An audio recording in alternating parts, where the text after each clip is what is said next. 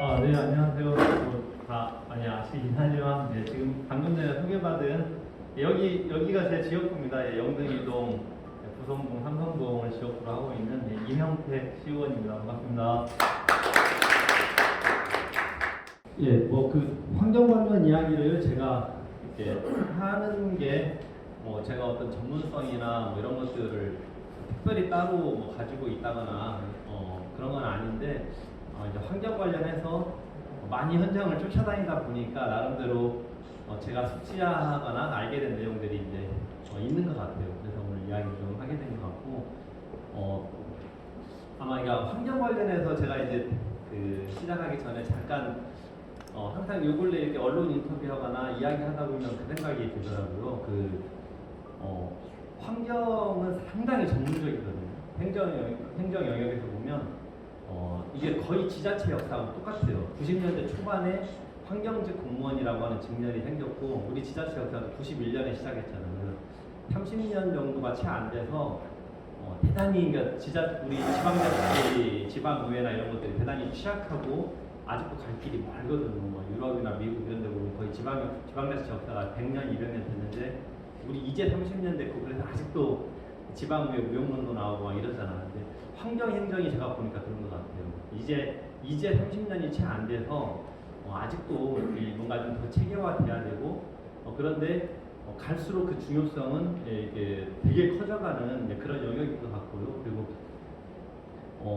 제가 지역구인 부성동이 어떤 그 악취 피해라든가 환경 피해 민원이 가장 많은 동네다 보니까 이제 관심이 생겼던 것 같고, 그래서 이렇게 이 문제를, 환경 문제를 가지고 접하다 보니까 어떤 생각이 들냐면, 이 대단히 전문적이어서 그 환경직 공무원분들이 뭔가 좀 정말 제대로 일하지 않으면 이 정치의 영역에서 그것을 뭔가 다 이렇게 커버하기에는 너무 어려운 영역이라는 생각이 들어요. 그래서 어찌 보면 환경 문제가 많이 발생하고 있지만 잘 해결되지 않기도 한 것 같고요. 그래서 쉽게 말씀드리면 그냥 예를 들면 우리가 환경 문제와 관련해서 공무원분이나 행정에게 우리가 일을 이야기하면 그분이 1-1을 답을 하면, 우리가 2를 이야기하면 2-2 답을 하면 저희가 3, 그분이도 3-4, 4- 이렇게 나갈 수 있어야 되는데, 행정의 다른 여러 문제들은 조금 그래도 관심 가지고 공부하고 찾아보면 공무원분들과 1-2, 2-3, 3-4, 4- 이렇게 어느 정도까지는 충분히 정치인들이 이야기를 할 수 있는 영역인데, 제가 보니까 환경은 1 이야기는 1-다 보면은 2- 아마 3 나가면 정말 잘한 거고요. 대다수의 정치인들이 이들 이야기했을 때 환경적 공무원 1-답을 했을 때 2로 못 나가는 영역 같아요. 그러니까 조금만 전문적으로 틀어서 이야기하면 대단히 알기 어려운 영역이고, 그러다 보니까 환경적 공무원분들의 중요성이 크고, 또 그분들이 뭔가 그런 부분에 대해서 조금 뭔가 시민이 원하는 방식으로 이렇게 하지 않더라도 뭔가 그런 것들을 이렇게 좀 세세하게 찾아나가는데 어려운데, 그 전에 제가 있는 이 시의원 지역구에 지금 여기 손문산 대표님이 무소속으로 3선에 하셨던 시의원 지역구인데, 어찌됐든 간에 25명의 시의원 중에 그전에는 아마 손문산 대표님이 부성동에 지역구를 두고 있고 시민들이 항상 민원을 많이 내다 보니 악취 현장이나 환경 현장을 많이 쫓아다니다 보니까 그렇게 전문적으로 상당히 환경 문제에 대해서 일을 하셨던 것 같고, 저도 어찌 보면 지역구가 그곳이니까 현장을 쫓아다니게 된 것 같고, 조금 더 돌이켜보면 제가 2010년도에는 희망연대 이 상근자로 일하고 있던 때인데, 2010년 정도 때 넥슬론이라고 하는 큰 기업이 들어오고, 그때 넥슬론이 최초의 시설을 할 때는 폐수 배출 시설에 이 덮개가 없었습니다. LG화학도 마찬가지로. 그때 2010년도에 아주 이 악취 민원이 급증을 했고요. 그리고 이제 또 인터넷이 이런 것들이 많이 보편화되면서, 그전에는 악취 민원이나 환경 민원이 다 전화로 접수됐던 것들이 홈페이지에 노출되기 시작하고 하다 보니까 그때 이제 저도 그때부터 현장을 쫓아다니기 시작했던 거예요. 그리고 2012년에 이제 좋은정치 시민넷, 그 당시에 제가 사무처장을 할 때 그때 악취 해결 시민대책위원회라는 걸 15개 시민단체하고 시민들하고 구성을 해서 그때 이 1, 2 산업단지 웬만한 악취 배출 탑이라든가 대기 배출 시설 뭐 안 올라간 곳이 없는 것 같아요. 그때 공무원들 그냥 공무원분들이 이 단속 나가면 아예 악취해결 시민대책위원회 연락을 달라고 해서 그냥 새벽에 항상 같이 다녔거든요. 그래서 그렇게 하다 보니까 현장을 계속 다니다 보니까 이 환경 문제가 어떤 맥락에 있는지 좀 알게 된 것 같고 그러다 보니까 이게 모르는 영역이다 보니까 이제 지금 엊그저께 다 강의하셨던 강공원 교수님이나 김세원 박사님이나 환경 관련 전문가들을 계속 찾아다니기 시작했고 그분들을 통해서 여러 가지 이야기들을 계속 배우고 습득하다 보니까 이제 환경 문제에 조금 더 이제 관심을 가지게 됐던 것 같고요. 그래서 오늘 조금 뭐 제가 전문성이 있는 건 아니지만 이야기를 좀 하게 된 것 같고요. 그래서 오늘 뭐 대략 이 정도 이야기를 해보려고 합니다. 그러니까 장전마을이 지금까지 오는 과정에 제가 생각되는 중요한 어떤 지점의 몇 대목이 있어요. 그런 좀 제가 개인적으로 정리해본 내용 잠깐 이야기 드리고 그리고 이제 오늘 본 주제인 장전마을을 통해서 바라본 어떤 인허가라든가 환경 그 행정, 환경 행정의 문제점인데 가장 크게 핵심은 인허가와 단속이라고 생각하거든요. 그것의 문제점이고 마지막으로 그래서 좀 이렇게 가면 좋겠다. 환경 행정의 변화 방향 이런 주제로 좀 이야기를 드려보겠습니다. 그 전에 그냥 영상을 하나 간단히 봐보고 시작할게요. 그리고 지역 환경을 파괴하는 오염물질을 배출하는 그 금강농산을 환경 파괴의 오염물질 배출 지역으로 규정하고 저번에 그 강의하고 오셨던 장전마을 시민대책위원회 최대철 위원장님인데 이 영상을 제가 찍은 건데 이게 2017년 3월 11일 날입니다. 장전마을 주민대책위가 첫 출범하는 날 그때 송문선 대표님이나 저와 김세훈 박사님, 강공 교수님이 이제 그 현장에 갔었고 주민대책위 출범하는 모습을 같이 보면서 어떤 활동들을 이렇게 해갈까라는 이제 과정이 있었고요. 그래서 그냥 좀 이해를 돕기 위해서 그동안 저도 1강부터 지금까지 쭉 들었는데 장전마을 그 현장에 이렇게 내용들이 뭐 언론을 통해서 많이 부분적으로 보셨을 텐데 그 금강농산이라는 공장의 내부 모습이라든가 좀 그런 것들을 좀 충분히 보여드리지는 못했던 것 같아요. 그래서 좀 제가 제가 찍었던 영상인데 하여튼 저밖에 안 갖고 있는 영상이긴 했습니다. KBS라든가 전국의 모든 방송이 저한테 연락이 와서 영상을 가져가거나 저한테 동의를 받고 쓰거나 근데 저작권이 중요한 게 아니기 때문에 제가 얼마든지 쓰시라고 제 블로그나 영상에 다 이렇게 전해드리고 있었는데 이게 굉장히 보니까 집단 안발병의 이야기가 되고 나서 처음 그걸 찍었던 거 아니에요? 수분이 많이 높지 않잖아요. 그럼 여기서 물 함량이 많아서 강국호 교수님이랑 김세원 박사님 선생님이랑 같이 가서 장미래라고 물을 현장을 점검을 해보는 거고 왜 이러는 상황이 일어나는지 되더라고요. 근데 이 오른쪽에 동그랗게 지금 막 돌아가고 있는 이게 로터리 필름이라고 하는 지금 유해한 물질을 만들어낸 가장 핵심적인 장치입니다. 이쪽에다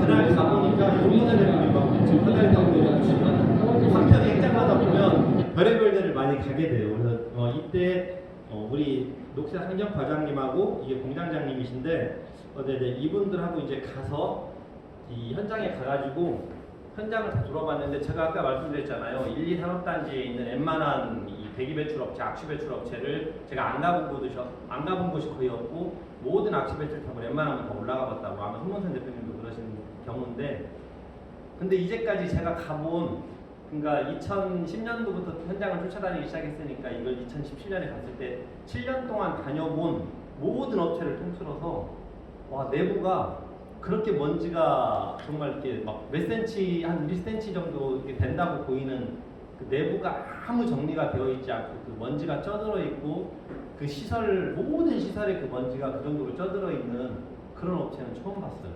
그래서 이 업체가 대단히 좀 심각하구나 이런 좀 생각을 했고요. 그래서 간단히 돌아보면 제가 생각하는 중요한 지점이에요.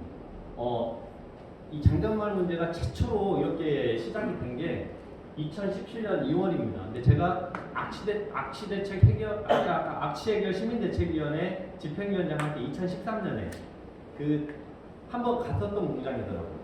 그때는 제가 이 시설에 대해서 많이 잘 몰랐고 그때 지금의 장전마을이 아닌 그 옆에 다른 마을에서 이 악취 민원이 너무 심해가지고 그 악취해소 계장님하고 그다음에 강공원 교수님하고 저가 이렇게 한번 가본 거예요. 예, 그 주민들의 민원이 있다 그래서 그때는 그래서 그냥 악취가 심한 사업장 정도로 생각하고 이 맥락을 저도 잘 몰랐기 때문에 그렇게 보고 왔었던 업체여서 2017년 2월에 어쨌든 연합뉴스 보도를 했는데 제가 그냥 뭐 정확하게 알아본 바는 아니지만 그 지역구 도의원이었던 김영배 도의원님, 저번 전 시장 후보셨던 아마 그분이 그간에 뭐 이 장전마을이나 이 금강농산에 많은 관심을 갖고 있지는 않으셨던 것 같은데 연합뉴스 보도되는 데까지는 역할을 하셨던 것 같아요. 그러니까 그 장전마을 주민분들이 자꾸 암 발생이 많이 된다고 하고 사망자가 나온다고 하니까 그 얘기를 전했던 것 같고 이때 이제 보도가 되고 언론에서 가장 먼저 최초 토론을 한 데가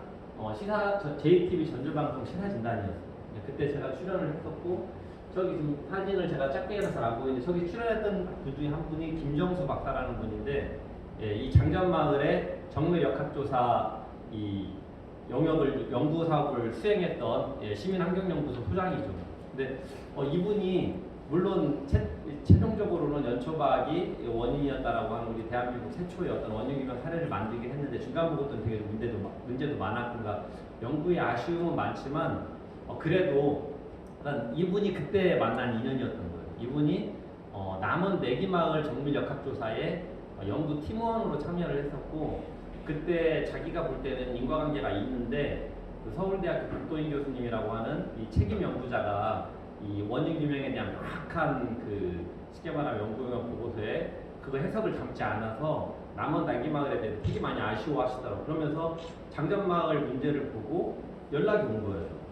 그래서 이때 제가 이제 이분을 JTBC에 소개를 해드렸고 그래서 이분과 인연이 됐고 이날 토론 끝나고 바로 장전마을에 가봤어요. 근데 그때 다 이제 지나놓고 보니까 또 인연이지 않았나. 근데 이분이 나중에 연구 영역을 수행하게 됐고 그리고 이제 결정적으로 좀 중요했던 게 좋은정치 시민의 손문선 대표님이 장전마을 주제로 토론회를 열은 거예요. 자체적으로. 그래서 김세훈 박사님, 강공원 교수님, 저 손문선 대표 이렇게 4명이 왜 집단 암발병이 일어났고 이게 뭐가 원인일까? 그때 이제 여러 이야기를 하면서 그때부터 좀 어떤 실마리를 풀어가는 토론을 했던 것 같고요. 그때의 토론이 뭐 밑바탕이 되어서 여러 문제를 풀어온 과정이 됐던 것 같고 그리고 이제 바로 환경대상대책 민간협의회 구성이 되는데 저는 이 지점도 되게 중요했다고 봐요. 제가 이제 시정질문에서 어떤 문제 제기를 했냐면 이 환경대상대책 민간협의회를 구성을 하는데 맨 처음에 우리 이간 씨가 이 역학조사의 원인 규명을 한 지금 강공원 교수님과 김세훈 박사님이 어찌 보니 역학조사 원인 대한민국 최초의 사례를 만든 어쩌면 가장 전문가로서의 역할을 결정적으로 하시는 그 두 분인데 그 두 분을 민간협의회 주민추천위원으로 안 받아들이려고 했어요. 그러니까 그 두 분이 평소에도 항상 환경 문제 관련해서 시민의 입장에서 여러 항상 이야기들을 좀 뭐라고 해야 되나 다른 이야기들 이런 것들을 항상 많이 하시던 환경 전문가였거든요. 어떤 행정의 입맛에 딱딱 맞는 이야기만 하시는 분들이 아니었어요. 그래서 받아들이지 않으려고 해서 그 두 분이 주민추천위원으로 들어가도록 하는데 이제 여러 많은 분들이 역할을 해주셨고 그래서 민간협의회 위원으로 들어오게 됐고 제가 그때 한 명의 위원을 뭔가 사퇴하도록 요구해서 사퇴를 했는데 그 위원이 누구시냐면 이전에 장전마을에 그 최초 인허가를 했던 환경 담당 공무원이시더라고요. 근데 그분이 이제 시에 어떤 다른 사업에 어떤 뭐 이렇게 비리 문제에 연루가 돼가지고 공무원을 사직하게 된 분이에요. 그러니까 근데 그분이 이제 환경업체를 만들어서 환경 관련 업을 하고 계시고, 근데 행정추천 전문위원으로 그분이 들어오신 거예요. 그래서 제가 아니 지금 이 금강농산에 최초의 인허가를 했던 그 공무원이 이 민간협의회 행정추천위원으로 들어온다는 것이 저는 도저히 이해할 수 없다. 그런 문제 제기를 했고 그게 받아들여져서 그분이 사퇴를 하셨고 그러니까 그때 이제 민간협의회가 구성이 되게 됐고요. 민간협의회가 구성되고 나서 가장 먼저 한 일이 공장이 가동되고 있을 때 빨리 기초조사를 하자는 거였어요. 그러니까 2017년 9월이 아니라 7월에 이미 우리가 환경부에 정밀 역학조사를 해달라고 청원을 합니다. 환경부가 수용을 했어요. 그러니까 청원서를 받아들이기만 한 거고 정밀 역학조사를 하기로 아직 결정을 안 한 거예요. 정밀 역학조사가 결정되기까지는 여러 어떤 그 근거들이 형성이 돼야 되더라고요. 그런데 당장에 지금 주민들이 주장하는 것만 가지고는 정밀 역학조사를 할 수 없다는 게 환경부의 입장이었고, 그때 그래서 한 채 2천만 원도 안 되는 정말 적은 예산으로 김태원 박사님이 그냥 몸소 다 연구 사업을 합니다. 그냥. 그래서 이때 그 TSNA, 지금 연초박에서 나오는 거 담배특이 니트로사민이라고 하는 TSNA가 이때 검출이 됐고요. 그다음에 파물질이라고 하는 것이 이때 검출이 되거든요. 그러니까 환경부가 대한민국 최초로 이 인과관계를 인정하게 되는 결정적인 그 계기가 된 두 가지 물질이 이때 확인이 돼요. 그래서 이때 확인이 됐는데, 이때 그때는 TSNA, 담배 연초박에서 나오는 물질에는 별로 주목하지 않았고요. 파물질, PAHS 그 파물질이 그 중에 뭐 벤조필렌 A라고 하는 게 이제 뭐 일본 발암물질이고 해서 환경부에 이 정밀 역학조사를 결정하는 회의에 강고원 교수님이 이걸 가지고 갑니다. 그래서 이렇게 파물질이 나왔다라고 하는 이 근거가 환경부 그 정밀 역학조사 할 것인가 말 것인가 하는 전문가 자문회의에서 강고원 교수님이 회의에 참여해서 이 기초조사의 근거를 가지고 그분들을 설득한 거예요. 그래서 정밀 역학조사가 결정이 됐던 거고요. 그래서 이렇게 됐고, 그로부터 거의 한 1년 후에 이제 정밀 역학조사 중간보고를 하는데, 이때 중간보고 때 연구가 너무 부실해가지고 주민들이 거의 막 들고 일어났죠. 많은 민간협의회 위원들도 정밀 역학조사 이대로 진행 못한다라고 하고 그랬는데, 그때 그래도 제 눈에 들어온 게 하나 있었어요. 많이 그래도 그나마 중요하게 보였던 게, 되게 전체적인 그 역학조사는 되게 부실한데, 그때 뭐가 하나 나왔냐면 연초박이 KTNG에서 금강농산으로 공급됐다라고 하는 아주 일부 자료 하나가 그때 중간보고서에 들어있었거든요. 근데 이제 왜 이때 연초박이 중요하다고 생각했냐면, 제가 아까 JTB 처음 토론에 나갈 때는 제가 뭐 아까 말한 전문성이 없잖아요. 그래서 금강농산이 어떤 재료를 썼는지를 쭉 검색을 해보니까 피마자박이라는 게 있더라고요. 피마자박을 검색을 해보니까 청산가리 6,000배 되는 그 우리가 흔히 하는 그 생화학 테러 할 때 쓰는 리신이라고 하는 물질, 생화학 무기를 만드는 리신이라고 하는 물질이 나오는 게 피마자박이더라고요. 그때는 저는 피마자박만 계속 집중해서 언론에 인터뷰하거나 나갈 때마다 계속 피마자박을 이야기했었어요. 근데 그때부터도 그 장전마을의 최재철 위원장님은 항상 연초박을 이야기하시더라고. KTNG에서 연초박이 들어왔다고. 근데 저는 그때만 해도 연초박의 의미를 그렇게 크게 생각하지 않았었어요. 뭐 아까 이제 비전문이다 보니까. 근데 아까 말씀드린 이때 기초조사 때 연초박에서 나올 수 있는 TSNA라는 게 확인이 됐다고 하는 거죠.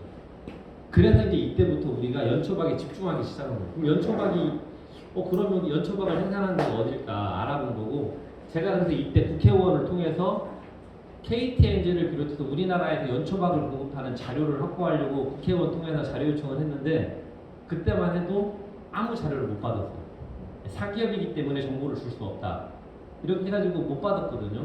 이제 그런 과정이 있었고, 여기까지 이야기 들었는데, 그래서 제가 이제 연초박에 한참 관심이 이제 생기고 있을 때, 2018년 7월로 잘못 풀겠는데 11월경에 연초박 자료를, 그러니까 이때 일부 공급됐다는 내용 빼고는 장전마을의 그 금강농산의 마당에 KTNG, 뭐 김천공장, 광주공장, 신탄진공장, 팔레트는 KTNG 팔레트는 수없이 쌓여 있고, 거기서 근무했던 직원분들의 말씀으로도 뭐 70kg 박스가 한 200개씩 거의 이틀에 한 번씩 들어왔다고 하고, 막 이렇게 구체적인 어떤 이 주민들의 증언은 있는데 KTNG가 공급했다고 하는 명확한 자료가 확인되지 않는 거예요. 그런데 그래서 연초박이 들어오긴 했는데, 연초박이 뭔가 원인인 것 같긴 한데, 그런 확인을 이제 못하고, 아까 국회 통해서 자료를 요청해서도 못 받았고 해서 그냥 이렇게 연초박에 대해서는 조금 포기하고 있던, 저 개인적으로는. 그런데 2018년 11월에 그린포스트 주현웅 기자라는 분이 서울에 있는, 지금은 뭐 주간 한국이라는 곳으로 옮겼는데, 이분이 연락이 왔어요. 연초박 관련해서 좀 듣고 싶다. 그래서 이 사람이 왜 전화를 했냐면, 이 그린포스트가 환경 전문 언론이거든요. 경기도 어느 행사에 갔는데 인천 사월마을, 우리 장전마을처럼 피해가 있는 그 사월마을 관련 토론회에 갔는데 거기서 그 어떤 그 비료 만드는 업자가 막 아주 불만 섞인 이야기를 하면서 이것 좀 한번 좀 조사해달라고 자기한테 제보를 했다는 거예요. 그게 어떤 제보냐면, 야, 이 연초박을 어디로 보내가지고 태운다더라. 이런 이야기를 들었다는 거예요. 그래서 이분이 검색을 해보니까 장전마을이라고 하는 것이 연초박으로 연관검색가 나왔고, 이제 아마 이제 저를 뭐 이렇게 검색하게 됐나 봐요. 그래서 연락이 온 거예요. 장전마을과 연초박이 무슨 관계가 있는 건지. 그래서 이분의 그 연락으로 인해서 다시 연초박에 적극적으로 좀 더 집중하고 이제 관심을 가지게 됐는데, 그것을 보니까요 이런 거더라고요. KTNG가 아까 그 제보한 업자가 원래 KTNG로부터 연초박을 공급받아서 퇴비를 만드는 분이에요. 근데 KTNG가 자기한테 많이 줘야 되는데 연초박을 자기한테는 극히 조금 주고 어디로 더 많이 다른 곳으로 가는데 좀 불만이 있었던 거예요. 그래서 이분은 그런 제보를 했던 거고, 그래서 이때 집중을 다시 해서 2018년 12월에 다시 또 국회의원을 통해서 이번에도 좀 더 세세하게 해가지고 자료 요청을 해봤어요. 그랬더니 2019년 12월에서 1월 사이에 KTNG에서 그동안 공급했던 상당히 구체적인 자료를 처음으로 확보를 했어요. 처음으로 제가 구체적으로 확보를 했고, 1월 달에 의회에서 그것에 대해서 KTNG가 정확하게 공급했다라고 하는 정확하게 객관적인 자료를 확보했다라고 이렇게 5분 발언을 했었고, 이제 그게 거의 전국의 모든 언론에 그때 나가면서 이제 그 KTNG가 연초박을 금강농산에 공급했다라고 하는 것은 이제 명확한 사실로 되고, 이제 그리고 나서 이후에 어떤 역학조사 결과가 이제 연초박에 의한 결과다라고 하는 것도 이제 증명이 되고 이렇게 한 과정이 있었거든요. 제가 그 네모에 이렇게 해놓은 것에 좀 이런 과정들이 있었다는 것이 조금 이제 돌아와지더라고요. 그래서 이제 그 뭐 대략 이야기를 좀 이제 이런 제가 생각하는 중요 시점의 이야기를 드렸고요.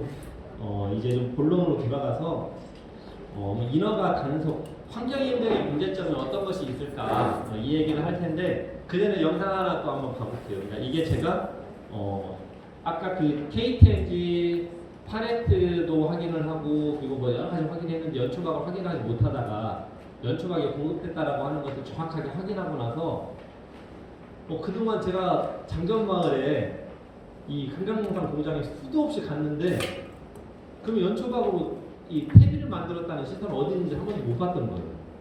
근데 연초박이 공급됐다는 그 정확한 사실을 확인을 하고 이제 다시 가본 거예요, 제가.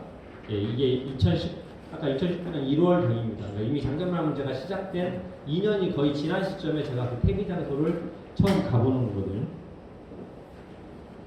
네, 안녕하세요. 이명택 입산 시의원입니다.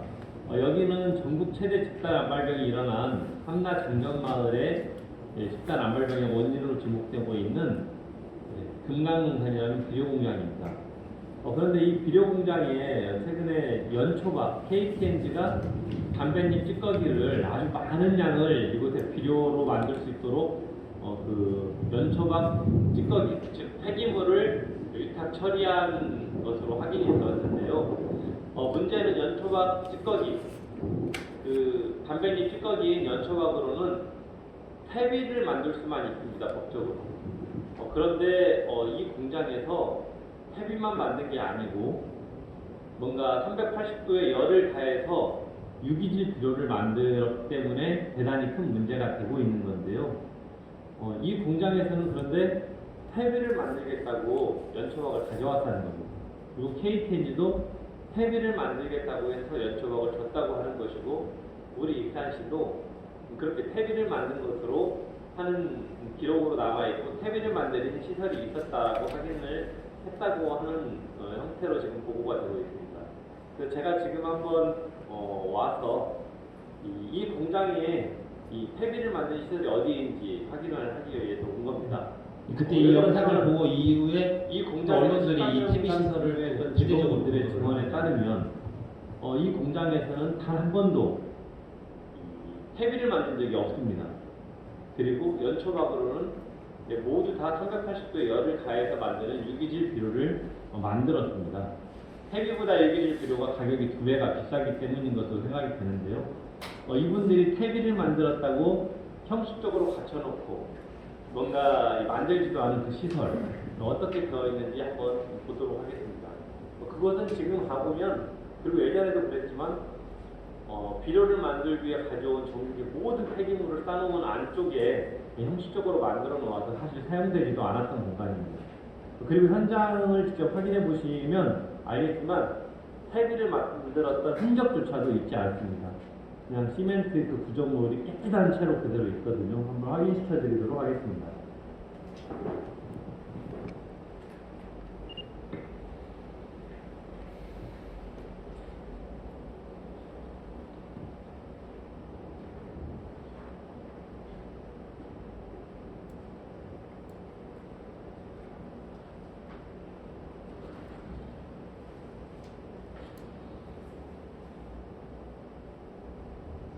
네, 지금 보이는 이곳이 폐비를 만들었다고 하는 곳인데요. 시멘트 구조물과 벽체가 아주 깨끗하게 그대로 있습니다.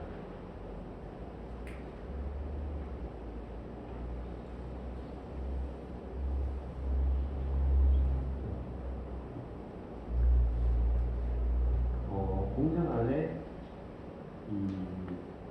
전국에서 온 수없이 많은 폐기물들을 쌓아놓은, 아니 이렇게 폐기물을 쌓아놓는 게 원래 평상시 모습입니다. 이때 일체 문제가 사용되지 생기고 이렇게 돼 있는 게 않았죠. 아니라 평상시에 이렇게 폐기물을 쌓아놓고 있는 공장이었어요.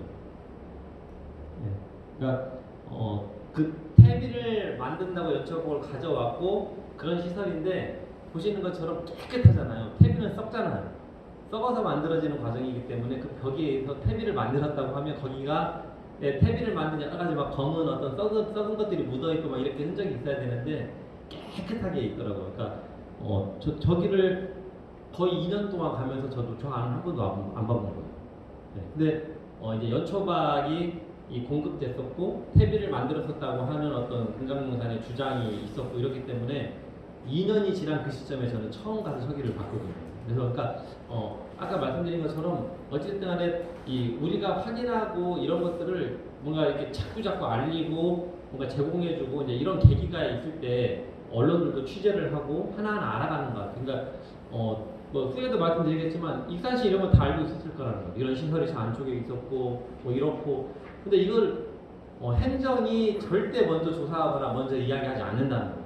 다 주민이나 시민사회 관계자, 또 관심 있는 분들이 결국은 자꾸 찾아내고 알리고 그러면서 하나하나 이렇게 알려져가는 좀 과정이었던 것 같아요. 그래서 이 소일코 예약한 고치는 부실한 관리 감독인데 다들 아시는 대로 30명 넘는 거의 한 33명 이런 주민들이 암에 걸리셨고, 그리고 암에 걸린 것도 정말 통곡할 일인데 한 17분 이상이 그 암으로 인해 사망을 하셨고, 이런 단 한 명만 우리가 사망을 해도, 예를 들면 지금 코로나19로 우리 익산 시민 누가 코로나19로 사망을 했다고 해도 그게 대대적으로 정말 어마어마하게 큰 일일 텐데, 이런 많은 사람의 사망과 관련해서 뭔가 정말 좀 이런 것들이 너무 가벼이 여겨져서는 안 되겠다는 이제 생각이 들고요.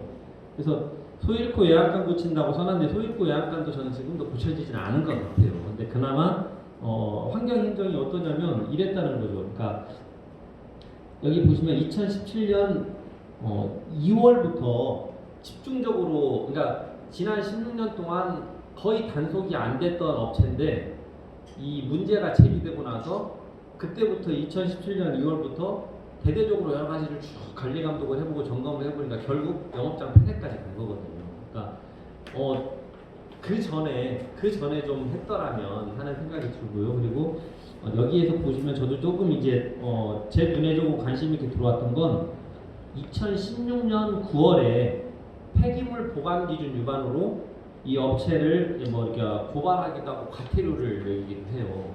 그러니까 아마 제 생각에 아까 제가 정확하게 그 부분까지 확인을 못한 건데 2017년 2월에 연합뉴스가 보도하기 전에 16년 동안 아무도 전화대로 점검하지 않고 단속하지 않았던 사업장인데, 아마 저는 김영배 도의원님이 도에서 좀 그런 얘기를 하시지 않았나, 누군가 이야기를 했던 것 같고, 그래서 그나마 2016년 말에 지난 16년 동안 없었던 몇 가지 단속이 이루어져요.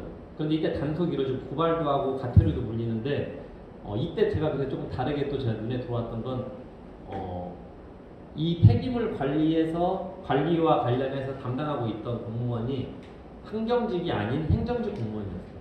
그러니까 그전에는 우리 시는 익산시는 청소자원과나 이 녹색환경과, 그러니까 환경 관련 업무의 모든 그 부서의 과장님들은 거의 환경직 공무원들이 하고 있었습니다. 그런데 다 아시는 낭산 폐석산 문제가 대대적으로 그때 큰 문제가 되면서 이 환경직 공무원분들에 대한 좀 이러저런 좀 자기 반성도 있었고 우리 시 내에서라도 외부에서도 많은 비판이 있으면서 환경직 공무원이 아닌 분들로 청소자원과장이나 이런 분들을 바꿨던 거예요. 그래서 이때 아마 고발까지 간 거 보면 그분은 그냥 환경직 공무원으로서가 아니라 이제 행정직 공무원이다 보니까 조금은 그냥 좀 객관적으로 보지 않았나 하는 저는 생각도 좀 해봤고요.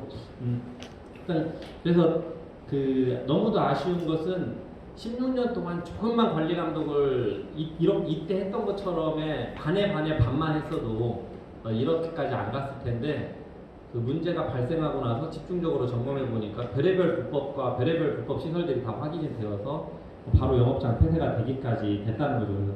그래서 너무 아쉽다는 거고요. 그리고 이제 저는 시민의 건강보다는 업자의 편의를 생각하는 관행이다라고 제가 질문을 받아봤는데 뭐냐면 이 문제가 없었던 게 아니에요.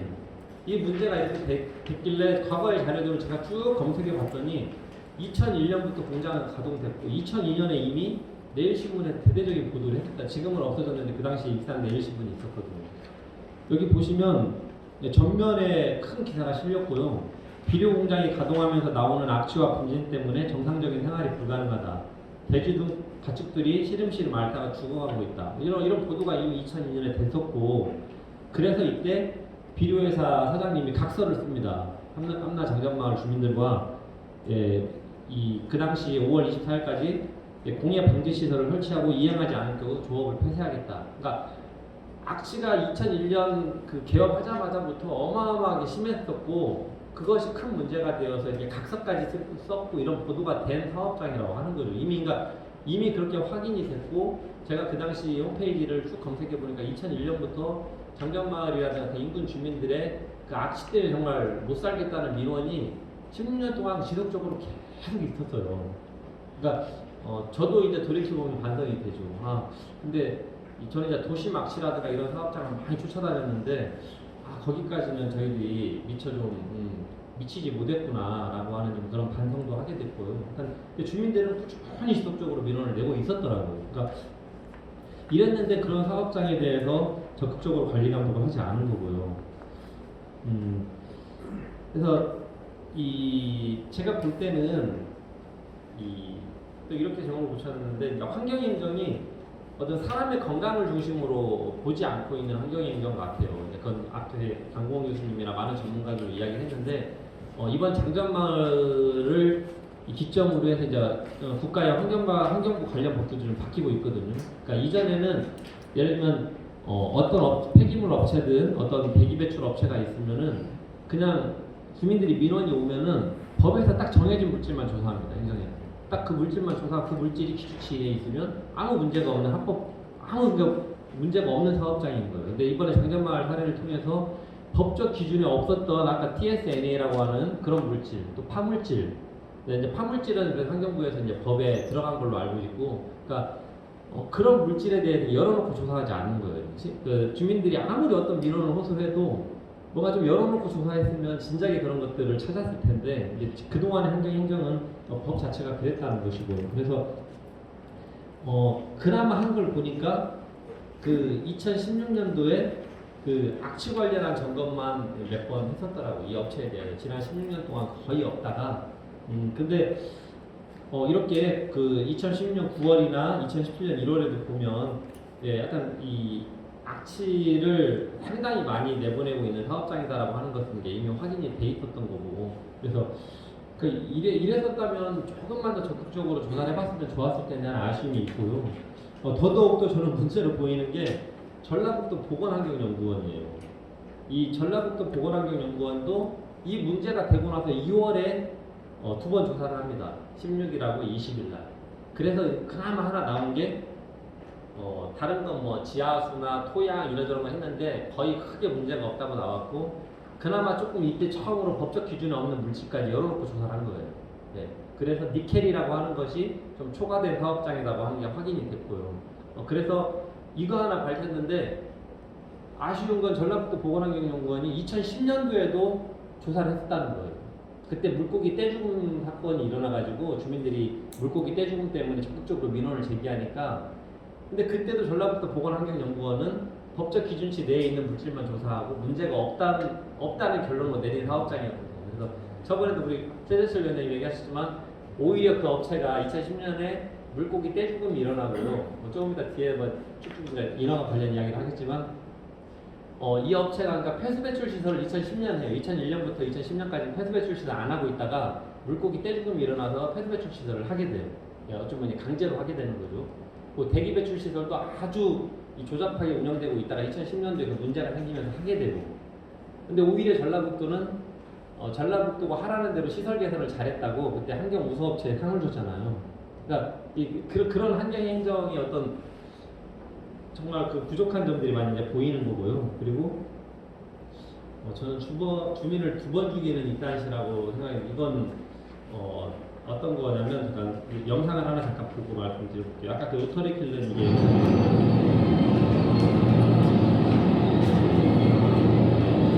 이게 김태훈 박사님 아까 그 손문선 대표님이시죠. 저 왼쪽에 로터리 킬러로 이제 비료가 동글동글하게 쉽게 말하면 반죽이 만들어져서 저 왼쪽으로 들어가가지고 코팅 계속 돌면서 코팅으로 코팅이 된 다음에 이 오른쪽에 지금 이 오른쪽에 있는 로터리 킬러로 들어옵니다. 그러면 보일러에서 380도 식사해가지고 바로 뿌려가지고 말리는 과정인데 이런 시설이에요. 이게 보이는 것처럼.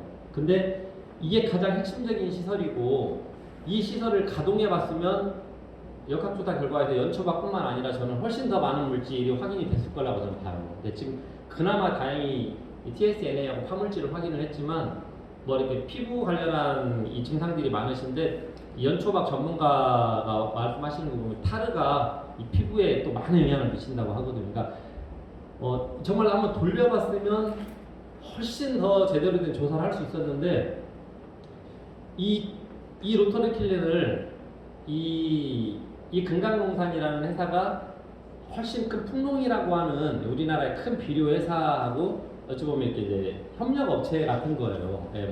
그런데 그 풍농과 관계되어 있는 또 그 협력 업체인 경상도에 있는 그 업체가 이 금강농산을 경매로 사가거든요.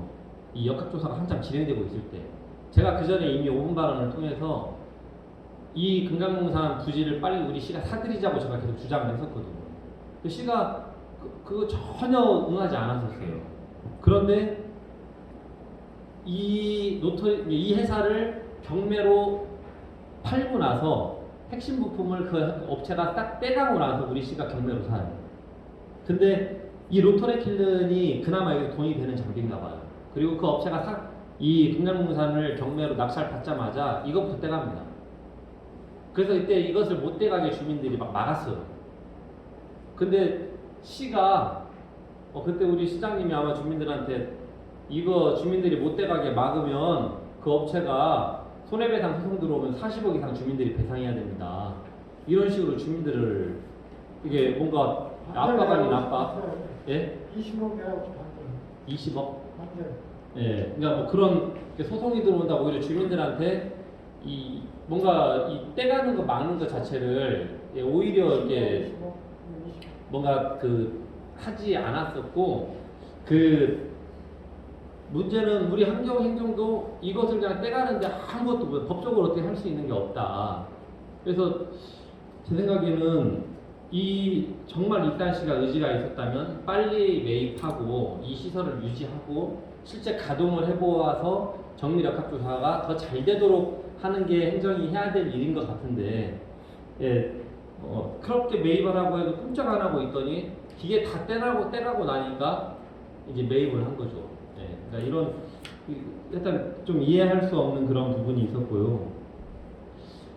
그리고 이제 우리는 환경직 공무원분들이 대단히 전문성이 있다고 보고 있고 그 전문성을 인정해주기도 하고 저희들이 그런 부분을 존중해주기도 하는데 결과적으로 장전마을 사례를 보니까 되게 뭔가 전문성이 우리 환경직 공무원들이 좀 부족한 게 아닌가라고 하는 이제 의문도 가지게 되더라고요. 가져봅니다 저는. 그래서 이게 이제 뭐 인허가 등록 사항들이에요. 이제 자료에 자세하게 드시는 여기 화면에 보이는 것보다 자료를 보시면 될 것 같고 이제 뭐 녹사강력과 청소자원과 미래농업과에서 비료 관련업, 그다음에 대기배출시설, 그러니까 녹사강력과는 대기배출시설, 폐수배출시설, 그다음에 청소자원과는 폐기물 관리업, 그리고 미래농업과는 비료 제조업 이런 것들을 우리 이 입단시에서 다 인허가를 해준 겁니다. 근데 인허가할 때 제대로 해줬어야 되는 건데요. 아까 말씀드린 대기배출시설이 2001년에 할 때는 거의 그냥 막 검은 연기가 나올 정도로 대단히 부실했고 그래서 2010년도에 아까 말씀드린 대로 이제 대기배출 시설을 강화하도록 설치를 했고요. 그리고 이 다음에 이제 그 자료에 보시면 폐수배출 시설이 있습니다. 이 폐수배출 시설도 이분들이 아까 그 물고기가 떼죽음 일어나가지고 폐수배출 시설을 저희들이 그동안 없이 그냥 폐수로 그냥 바로바로 방류하던 업체인데 2010년에 폐수배출 시설을 설치하도록 했다고 했잖아요. 그런데 설치하고 나서 이분들이 어떻게 보고를 하냐면 앞으로는 폐수를 민간의 폐수 처리 업체에다가 위탁 처리하겠다고 그렇게 인허가를 받아요. 그런데 제가 확인해 보니까 익산의 이 공간에 있는 폐수 배출 업체에다가 위탁 처리하겠다고 했거든요. 그런데 그 업체에 가서 확인을 해보니까 딱 15일 처리했더라고요. 그 다음부터는 다 전량을 그냥 다 그냥 또 공장에서 쓴 겁니다. 다 재활용으로. 그러니까 근데 이 재활용으로 쓴 폐수가 이 보이시는 이 검정한 지금 그냥 이렇게 보이시기에도 정말 탁해 보이잖아요. 가서 냄새를 맡으면 정말 머리가 지끈지끈 그런 폐수예요. 근데 이렇게 새카만 폐수를 계속 다시 쓴 겁니다. 이게 폐수가 발생을 하잖아요. 이 앞에 대기배출 시설을 가동을 하다 보면은 나가는 먼지를 물을 뿌려서 떨어뜨리고 용도를 떨어뜨리고 이런 것을 하다 보면 물이 많이 쓰게 되거든요. 근데 지하수를 쓰려도 돈이잖아요. 지하수 시설을 설치해놨지만 지하수를 쓰지도 않았고 수돗물을 쓰지도 않고 이 폐수를 어마어마하게 큰 탱크로 계속 저장을 하는 게 이렇게 쉽게 말하면 얼뜻 보기엔 완전 재활용 시스템을 잘 만드는 것처럼 보이는데 문제는 이 폐수가 깨끗한 폐수를 뿌려서 대기 배출을 줄여야 되는데 이 폐수를 계속 쓰니까 이 아주 막 찌들일 대로 찌드는 폐수가 이 대기 배출 시설에도 들어가죠. 이 비료를 만드는 과정에도 들어가죠. 막 이렇게 완전히 그냥 폐수를 계속 재활용하고 아마 비가 오거나 좀 이럴 때 모아놨던 폐수는 또 일부는 방출하고 이렇게 했던 것 같아요. 근데 유탁 처리하겠다고 했는데 전혀 그렇게 하고 있지 않았지만 우리 시는 뭐 그 폐수가 그렇게 처리되고 있는지 유탁 처리 없이 처리하고 있는지 이런 확인을 일치하지 않았던 것 같고요. 그리고 제가 보니까 또 뭐 어느 행정이나 마찬가지일 수도 있는데 요구하지 않으면 공개하지 않습니다. 자료를. 네, 그러니까 계속 주민들이든 의회든 시민단체든 뭔가 계속 찾아서 계속 요구해야 이 어떤 자유가 나오지 이 주민의 그런 생명을 앗아간 그런 우리나라에서 가장 큰 집단 안발병이 일어난 사고임에도 불구하고 이것들이 더 잘 밝혀질 수 있도록 적극적으로 시간 현재적으로 자료도 찾아보고 자료도 제공하고 우리 상식에는 그렇게 해야 될 것 같은데 우리 시장님께서도 그러고 막 어떤 그냥 이 원인이 규명될 수 있도록 우리는 모든 노력을 다하겠다고 그렇게 말씀을 하시지만 정작 그 행정에서 지난 지금 3년 동안 이 최종 결과 보고까지 오고 지금의 과정까지를 돌이켜 보면 뭐 하나 행정이 미리미리 제시해서 밝혀진 게 없는 것 같아요. 그러니까 그 단적인 사례가 아까 말씀드린 대로 이 연초박입니다. 이게 그린포스트 코리아 그 주연웅 기자가 아까 저하고 연락이 닿고 이제 KTNG 취재한 거예요. 예. 그리고 저는 국회로 이제 요청해가지고 자료를 확보하고 이렇게 이제 주연웅 기자랑 저랑 이제 그런 일들을 해가는 과정에 예를 들면 이제 주연웅 기자도 KTNG로부터 건강농산에 공급했다라고 하는 이제 그런 이야기들을 더 구체적으로 확인을 하고 이런 과정이 있었는데 제가 최초에 그때는 연초박이 제 눈에 안 들어왔다고 했잖아요. 2017년 그 3월에 JTB 토론 나가기 전에 최초에 이 공장에 들어온 재료들과 관련해서 그 시로부터 자료를 받았던 게 있어요. 근데 그 자료에는 2003년부터 연초박이 들어왔던 것으로 다 기록이 돼 있어요. 저한테 제출을 했던 자료가. 그런데 이제 이 연초박이 문제가 되고 연초박이 공급됐다는 것이 일부 밝혀지고 나서는 시는 그때 자료를 잘못 제출했다.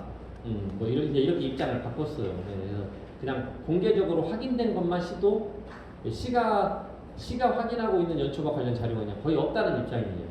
그냥 다 공개적으로 확인된 거, 지금 최종 보고에서조차도 아주 일부만, KTNG에서 공급한 아주 일부만 연초박이 공급된 걸로 확인이 됐거든요. 그런데 딱 지금 우리 국가적으로 딱 그 기록만 남아 있는 겁니다. 그래서 근데 그렇지 않은 자료들이 이제 많이 있어요. 제가 뒤에 잠깐 설명을 드릴게요. 그리고 제가 조금 더 심각하게 봤던 건 아까 2001년부터 민원이 있었고 2002년에는 업체 대표가 각서도 썼고 이 업체가 그리고 꾸준히 악취 민원, 대기 배출 민원이 있어가지고 아주 심했던 곳이잖아요. 근데 2009년에 대대적으로 시설 증설을 해요. 시설 증설을 하고 시설 증설을 하는가 동시에 연초박을 이전에 가져오던 것보다 2배를 가져오는 그런 시설 증설을 하거든요. 그런데 그 시설 증설하는 과정이 제가 볼 때는 좀 이해가 안 되는 그 인허가 과정들이 있더라고요. 이게 그 자료에 보이실 수 있겠지만 여기 보면 2006년 12월에 연초박을 이전에 20% 쓰던 것을 앞으로 20% 쓰면 다른 재료들을 더 가져오겠다고 2006년에 전라북도에 비료 허가를 낸 서류거든요. 그러니까 이걸로 보면 2006년 전부터도 이미 연초박이 공급됐었다고 하는 것은 이 자료로 확인이 되는 거고, 근데 우리 시나 어디에도 환경부에도 2006년 전부터 연초박이 공급됐다는 자료는 어제도 없습니다. 예를 들면 이런 자료가 있었고, 그러니까 인허가를 할 때 이 옆에 보이는 게 2007년 1월 9일 자료예요. 이때 보시면 연초박을 하루에 4.8톤씩 비료, 쉽게 말하면 퇴비를 만들겠다 해서 연 1152톤씩 가져오고 들어오겠다고 하잖아요. 근데 지금 환경부 최종 이 결과 보고서에서조차도 지난 전 기간을 통틀어서 한 2,500톤 이 정도 확인된 것 같아요. 근데 이 폐기물 재활용 신고 필증에 보면 이미 매년 1,152톤씩 가지고 들어오겠다고 이미 우리한테 신고를 했고 허가를 다 받았거든요. 그러면 제가 생각할 때 더 가져오면 더 가져왔지 저거보다 덜 가져오지는 않았을 것 같은데 그런 기록이 어디에도 남아있지 않다는 거예요. 근데 그런 빈틈이 생기는 것이 올바로 시스템이라고 해서 폐기물이 어떻게 이동하는지를 인터넷상에 다 이렇게 체계적으로 정리하기 시작한 게 2008년 말이더라고요, 환경부에서. 그 전에는 다 수기로 작성한 겁니다.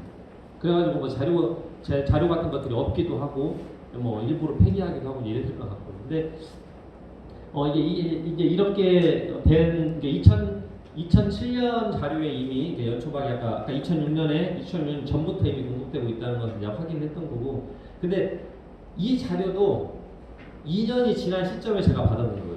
그러니까 그전에는 연초박에 대해서 그렇게 집중하거나 도대체 어떻게 들어온 거야 라고 하는 것에 대해서 좀 세세한 확인을 미처 못 해보고 다른 자료들만 계속 보고 그동안 이렇게 하다가 정밀역학조사가 중간 보고도 나왔고 한 시점인데 아까 그 주현웅 기자한테 연락이 온 그 시점, 그러니까 거의 최종 결과 보고가 나오기 이제 얼마 안 남은 그때 도대체 연초박이 어떻게 들어가고 비료 제조 허가를 어떻게 받았는지를 알고 싶어서 그때 이제 요청을 해서 다 그러니까 이미 익산시는 이런 자료를 다 가지고 있잖아요. 이걸 인허가했던 공무원들, 이 업무를 하는 환경적 공무원 다 알고 있는 내용이잖아요.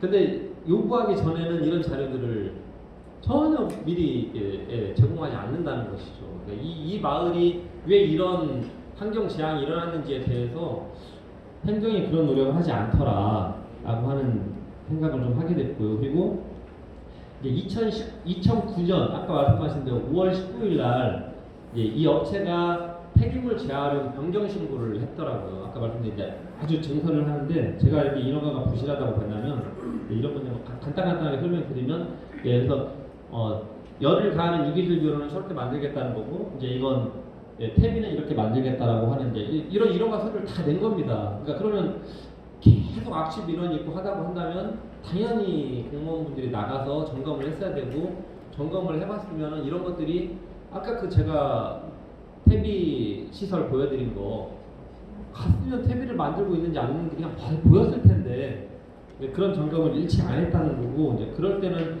그 업체가 뭔가 점검을 받지 않아도 될 정도의 뭔가 업체의 노력이 있었겠죠. 그렇게 해서 5월 2009년 5월 19일 어떤 또 이 인허가 변경을 하냐면 연초박을 아까 1152톤이었잖아요. 앞으로 강주 제주창에서 2배 2040톤 하루에 8.5톤씩 가공하겠다고 변경 신고를 해요. 그러니까 연초박을 더 많이 가져오겠다고 이제 변경 신고를 하고 KTNG 강주 제주창에서 가져오겠고 유탁에서 주식회사 다른 어떤 회사의 폐기물 수집 운반 업체에 맡겨서 가져오겠다 이런 구체적인 이제 신고를 했었고요. 이렇게 근데 제가 좀 이해가 안 되는 게 스스로 치원을 내요. 그러니까 폐기물 그 처리 시설 설치 신고를 아까 5월 19일 했잖아요. 폐기물을 더 많이 가져오겠다고 변경 신고를 했는데 또 폐기물 처리 시설에 대한 그 스스로 그 시설을 취하하더라고요. 근데 그리고 나서 또 어떤 일이 있냐면 취하를 했는데 또 공무원은 나가봐요. 지금 그 당 회사가 폐기물 재활용 변경 신고 연초박을 앞으로 2배 더 가지고 오겠다고 신고를 했는데 나가서 보니 이렇게 써놓죠. 2001년 9월 6일 그 유기질 비료를 생산하고 있는 시설로 대기 방지 시설을 정상 가동한다면 악취로 인한 주변 주민 피해는 저감할 수 있을 것임. 쉽게 말하면 인허가를 해도 되겠다라고 하는 이 업체의 문제를 전혀 문제로 보고 있지 않은 그런 검토 보고를 해요. 지금도 있는 공무원이라 제가 이름을 빼놨는데 그 공무원이 현장에 가서 확인하고 쉽게 말하면 업체가 된 폐기물 관련한 재활용에 대한 어떤 허가를 해줘도 된다는 이제 이런 의견서를 내요. 그런데 아까 말씀드린 대로 5월 25일 날 이미 업체는 폐기물 처리 시설은 자기들 스스로 취하했잖아요. 그러니까 이런 과정이 있었는데 이제 제가 조금 더 이상하게 본 것은 그렇게 허가를 했는데 허가를 바로 안 해요. 그러니까 업체가 다시 신고를 또 어떻게 하냐면 풍농하고 다시 계약을 맺어요. 그러니까 5월 19일 날 계획을 내봤다가 풍농하고 다시 하는데 제가 생각하기 이런 것 같아요. 5월 19일 날 연초박을 2배 더 가져오고 시설을 증설하려고 하는 계획을 하다 보니 아마 그 당시 이러저런 민원들이 많이 있어서 바로 허가를 해주는 건 좀 부적절하지 않은가라고 하는 의견도 있었지 않는가 하는 생각도 저는 이제 개인적으로 제가 유추해보고요. 그래서 풍농이라는 큰 회사가 아까 열을 가하는 유기질 비료를 만드는 그 공정은 풍농이 임대해서 자기들이 하고 금강농사는 퇴비만 만들겠다고 하는 임대차 계약을 해요. 그래서 큰 회사가 제대로 와서 방지 시설을 설치할 것처럼 이렇게 이제 인허가를 냅니다. 그렇게 해서 다 이런 계약서를 다 우리 시에 제출하고 그래서 6월 9일 날 풍농이 앞으로 그렇게 하겠다라고 다 이렇게 허가를 내고 6월 10일 날 또 그 공무원이 가서 그러니까 또 현장 확인을 합니다. 현장 확인을 해서 여기 주변 마을에 악취 피해를 주고 있으나 방지 시설 등의 보강으로 악취를 많은 부분 저감하였음. 그러니까 이 업체가 앞으로 방지 시설을 폐기물을 더 많이 가져오는 만큼 방지 시설을 더 잘해서 잘 운영될 것으로 본다. 인허가 해도 되겠다. 이런 보고서를 써요. 그렇게 해서 이제 허가가 돼야 할 것 같은데 바로 7월 20일 날 아까 그 임대차 기간 그러니까 허가가 거의 되는 것으로 아까 이제 검토 보고를 다 받은 다음에 풍농하고 다시 한 달 만에 계약을 해지해버려요. 그리고 금강농산이 다시 그 계획 그대로를 냅니다. 그냥 그러니까 아까 연초박을 2배 증설하고 건조 시설을 설치하고 이런 허가를 내서 8월 21일 날 그 허가를 그대로 득해요. 그래서 여기 보시면 그 비료가 그 전에 만든 것보다 33,216톤을 더 앞으로 생산하겠다고 하는 허가를 내요. 그러니까 그렇게 하고 이제 건조 시설 이게 그 문제가 된 그 건조 시설로 이때 증설을 하겠다라고 하는 변경 허가를 받고, 그러니까 이 주전박, 판박, 아미노산박, 미강박, 피마자박 이런 것들을 더 가지고 들어오는 식으로 이제 인허가를 내거든요. 그러니까 아까 말씀드린 대로 제가 이 주민의 민원이나 이런 것은 전혀 무관하게 인허가를 하고 있다는 것이, 그러니까 2009년 정도면 지금 악취 민원이 쌓일 대로 쌓여 있는 지속적으로 확인되고 있는 사업장인데 그 사업장이 저렇게 허가를 하고 허가를 한 것뿐만 아니라 점검을 한 번도 안 했기 때문에 약간 인허가 서류에는 비료를 만든다고 퇴비를 만든다고 유기질 비료를 만드는 공정이 다 나눠져 있잖아요. 그리고 다 보여주지 않았지만 그 서류에 보면 퇴비를 만드는 공정은 어떤 것을 지켜야 하는 데까지 다 자세하게 써 있습니다. 그런 인허가를 했는데 하여튼 뭐 이런 문제업체 이런 시설 증설이 이렇게 크게 됐다는 거고요. 2009년 이후에는 그러니까 연초박이 훨씬 많이 들어왔고 아마 더 대대적인 더 많은 이게 악취도 내뿜고 대기 배출도 하게 되고 이제 그랬던 것 같습니다. 그런데 문제는 아까도 그 사진을 보여드렸지만 이 업체 이게 평소 모습이었어요. 저희가 가동되고 있을 때 가보면 전국에서 막 이상한 폐기물이랑 폐기물은 싹 가져와가지고 이제 그런 것들을 섞어서 좀 만들지 않았나 싶고 아까 말씀드린데요. 이 퇴비 시설은 보시는 대로 아예 깨끗하게 이게 퇴비 만드는 교반기라고 하는 뭐 이런 시설인데 깨끗하게 돼 있잖아요. 전혀 사용도 안 했고 근데 이게 인허가 서류 때 냈던 거예요. 이 퇴비 시설에서 이런 기계를 가지고 퇴비를 만들겠다고 다 냈던 거거든요. 그러니까 이렇게 전혀 확인하지 않았다는 거 하고 이건 저기 한 번 더 있었네요. 네. 그래서 뭐 이 환경행정이 아까 그런 뭐 핵심적으로 이제 말씀드리고 싶은 것은 주민들의 많은 민원이 있음에도 불구하고 그런 것들이 그에 적절하게 좀 관리 감독이 이루어지거나 그러지 않고 있다는 거고 이 주민의 생명이나 건강보다는 어떤 그 업체의 어떤 편리라든가 편익이 너무 좀 이렇게 좀 우선되는 환경 행정이 되고 있었던 것 아닌가.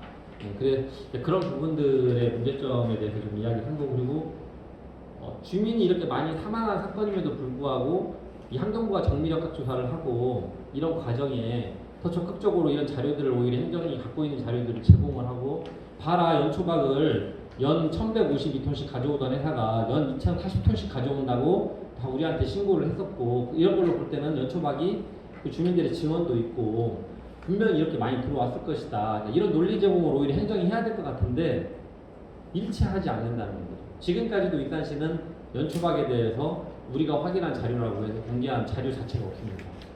그냥 다 외부에서 아니면 이렇게 민간에서 다 노력해가지고 이런 것들을 제공하고 막 계속 뭔가 이런 것들을 들이대고 이렇게 해서 이것이 인정이 된 거지 그런 부분들이 너무 좀 아쉽다는 거고요. 그래서 이런 정도 사건까지 있었다고 한다면 좀 바뀌어야 될 텐데 제가 보니까 이 바뀌지 않고 있는 것 같아요.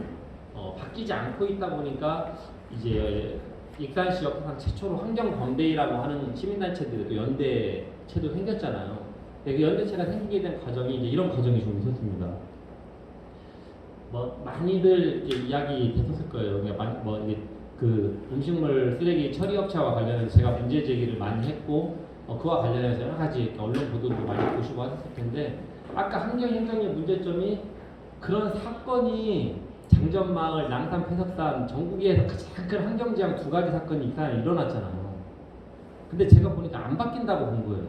안 바뀐다고 본 게 어떤 거냐면 이겁니다. 그러니까 2018년 1월 26일인데 뭐 다른 거 딱 빼고 그냥 인허가의 과정만 가지고 이야기를 드려볼게요. 그러니까 음식물 쓰레기 처리 업체는 평소에는 먼지와 암모니아, 복합악취 그냥 아주 일반하게 몸에 해롭지 않은 악취 정도만 배출하는 대기 5종 사업장입니다. 대기 신고 5종 사업장. 그러니까 대개 요건이 완화된 사업장이에요. 그냥 시설을 신고만 하면 이것저것 설치할 수 있는 사업장입니다. 그리고 연 1.07톤의 그 뭔가 이 대기 물질을 배출하는 회사예요. 근데 이 회사가 하수 슬러지를 74톤 앞으로 건조하는 시설을 만들겠다고 인허가 서류를 내요. 1월 26일 날. 근데 그때 어떻게 내냐면 그냥 대기 신고 5종으로 해가지고 6.88톤 배출한다고 내요. 근데 9가지 보안 요구가 됐고 12가지 보안 요구가 됐잖아요. 그리고 3월 22일 날 도로 처분했고 그래서 우리 이제 시장님께서는 이 시설을 이런 대기오염 물질을 배출한 회사는 인허가하지 않겠다. 이제 뭐 이렇게 선거 때 이제 약속도 하시고 이제 후에 끝나고 이제 11월에 허가가 되긴 했는데 허가가 됐다고 안 됐다고 이제 그 문제를 떠나서 제가 어떤 과정을 말씀드리고 싶은 거냐면 2018년 1월 26일이면 아까 말씀드린 장전마을, 낭산, 폐석산 환경 문제가 쌓일 대로 쌓인 이제는 뭔가 환경행정이 변해야 된다는 목소리가 우리 지역사회에 아주 정말 크게 있고 뭐 이제 여러 가지 환경에 관련해서 막 혁신하겠다고 하던 때예요. 그런데 이때 제가 이제 여러 가지 이렇게 확인을 하다 보니까 그냥 대기 신고 사종 6.88톤으로 거의 한 4일 만에 허가를 끝내려고 했더라고요. 거의 행정에서는 거의 그냥 허가가 되는 것으로 일이 추진이 됐어요. 근데 그래도 그 환경 행정을 했던 담당 공무원분이 상당히 소신 있게 9가지 보안 요구하고 12가지 보안 요구해서 당신들 사업장이 신고 사업장이 아니다. 당신들 사업장은 훨씬 더 많은 대기오염 물질이 나오는 사업장이다. 대기 허가를 받아야 되는 사업장이고, 당신들 사업장은 이렇게 특정 유의 대기 물질이 배출되는, 만약에 현재 음식물 쓰레기만 퇴비로 만들 때는 이 전 단계지만 하수 슬러지, 하수 찌꺼기를 열을 가해서 건조해서 건조 시설을 만들 때는 이런 시설이다. 이렇게 했던 거거든요. 그러니까 이렇게 이게 정상적인 거죠. 이제 결국은 이 업체가 나중에 허가 3종으로 해서 연 18.54톤 배출하는 것으로 해서 이제 하수슬러지 96톤 처리하겠다는 건조시설 인허가를 받긴 받습니다. 그리고 이게 20톤을 넘거나 허가 1종은 환경 허가를 받아야 돼요. 그래서 최대한 이 시에서 허가를 받으려고 했고, 이 과정에도 이후에도 저의 이제 이러저런 문제 제기로 인해서 이 환경직 공무원분들의 또 이 인허가를 담당했던 분이 당신들 사업장은 국립환경과학원이라든가 한국환경공단의 자문을 받아보니 허가 2종 이상의 사업장이다. 그리고 20톤 이상 배출된다. 그냥 쉽게 계산해도 상당히 많은 양을 배출한다고, 몇 톤이고 허가 2종이라고 기록은 안 했지만 20톤 이상 배출하는 사업장으로 환경 허가를 받아야 된다고 해서 허가를 하지 않았어요. 근데 그 후에 이제 담당자가 바뀌고, 그러면서 지금은 시에서 20톤 이하로 해서 허가 3종으로 해서 지금 허가는 됐거든요. 근데 제가 이제 이 과정을 보면서 안 바뀌었구나. 이렇게 문제가 발생했는데 이런 사업장을 그냥 신고 사종 그 6.8톤 나오는 사업장으로 해서 그냥 4일 만에 허가가 되려고 했었고, 아까 이렇게 9가지 보안, 12가지 보안, 21가지 보안을 내린 저 공무원은 아주 많이 힘들었죠.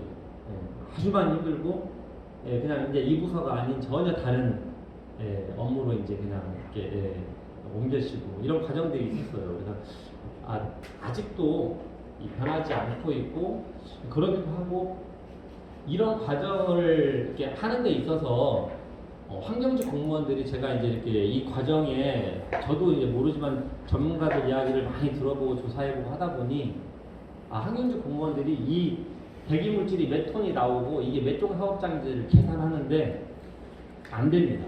그 능력이.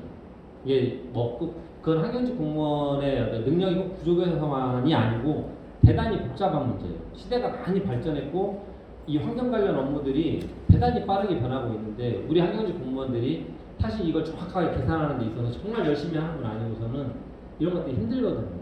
그러면 결국은 누구의 도움을 받아야 되겠어요? 전문가들이 많이 있잖아요. 전문가들의 도움을 받으면 되거든요. 근데 이런 것들은 시장의 권한이잖아요. 그러니까 공무원분들이 대개는 업체의 요구대로 이걸 다 업체가 만들어 오거든요. 업체가 만들어 온 그 쉽게 말해 신고 허가 서류를 무엇이 부족한지를 잘 볼 줄 알아야 되는데 지금까지 익산시 행정 그리고 현재도 그렇고요. 거의 업체가 작성해 오는 그 계산법이나 이런 내용들대로 거의 이게 좀 통과되고 있는 그런 아쉬움과 부족함이 있다라는 거고요. 그리고 또 하나의 예로 이것도 제가 많은 이야기를 했는데 음식물 쓰레기 처리 업체가 2010년부터 시작해서 지난 10년 동안 이 15m 정도 되는 탑을 계속 갖고 있었어요. 근데 아까 그 앞에 그 인허가를 받는 과정에 이 탑을 5m 이하로 낮춘 거예요. 근데 5m 이하로 낮춰지면은 그동안은 이 탑에서 악취를 바로 꽂아서 측정을 했는데 그래도 항상 10,000 이상도 나왔던 14,480일 이렇게 나와서 악취 배출 오염물질 500보다 훨씬 많이 상해야 하는 그런 문제 사업장이었거든요. 근데 5m 이하로 낮아지면은 담장 주변 어디에선가 그냥 이렇게 기계로 쭉 빨아들입니다. 그냥 주변의 공기를. 그래서 사실 그동안 문제 사업장이었지만 지난 이 탑 낮추고 나서는 단 한 번도 이제 악취가 걸리지 않는 이런 사업장이 됐어요. 근데 그것도 시설 개선을 방지 시설을 잘 개선하는 차원에서 그렇게 하겠다고 하면 할 수 있어요. 왜냐면 아까 대기 신고 5종이라고 했잖아요. 그러니까 대기환경보전법으로만 보면 대기 신고 5종 사업장이라서 그냥 자기들이 시설 개선하고 탑 낮춘다고 해도 우리가 못하게 할 수는 없어요.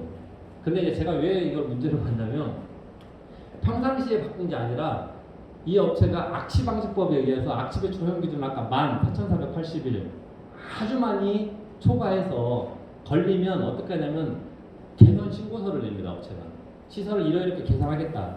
그럼 그 개선 신고서를 시가 받아줘야지만 이 공사를 할 수 있는 거거든요. 그래서 저는 아니 이 업체는 악취방지법에 의해서 시설을 개선해야 되고 개선하는 계획서를 우리한테 냈을 때 우리가 승인해줘야 공사를 할 수 있는 그 공사를 환경직 공무원분들께서 승인을 해줘서 탑을 5m 이하로 낮췄으니 이건 문제다. 근데 이제 우리 환경직 공무원분들은 대기환경보전법에 의해서 시설을 15m 이하로 낮추든 말든 그건 그 업체의 맘이다. 그래서 그냥 수리를 뭐 그냥 자기들은 뭐 그거 별로 15m, 5m로 낮아지는 거예요. 전혀 그냥 개의치 않았다. 약간 이런 그래서 이제 그런 부분들이니까 법을 어떻게 적용하는가에 따라서 이 사업장이 완전히 악취 아주 고질적인 문제 사업장에서 하루아침에 악취 제로 사업장이 돼버리는 거거든요. 그래서 이런 과정들을 보면 제가 좀 아직도 조금 많이 문제가 이제 있다고 본 거고요. 그래서 그것을 단적으로 보여주는 게 이겁니다. 이건 왕궁에 있는 EMK 수경이라는 일본계 회사예요. 여기도 전국에 있는 하수 찌꺼기를 가져와서 건조하는 시설이거든요. 그래서 특정 유해 대기물질도 나오고 많이 나와요. 그래서 바로 옆에 왕궁 온천 아파트가 고려 온천 아파트가 이것 때문에 민원이 아주 많습니다. 과거부터. 그래서 32m 있던 탑을 맨 처음에 62m로 높였어요. 그래도 민원이 계속 있어서 82m로 높였어요. 이게 정상적인 행정이에요. 이제까지 익산시 역사상 악취 사업장이 악취를 많이 배출하는 사업장이 탑을 낮춘 적은 단 한 번도 없어요.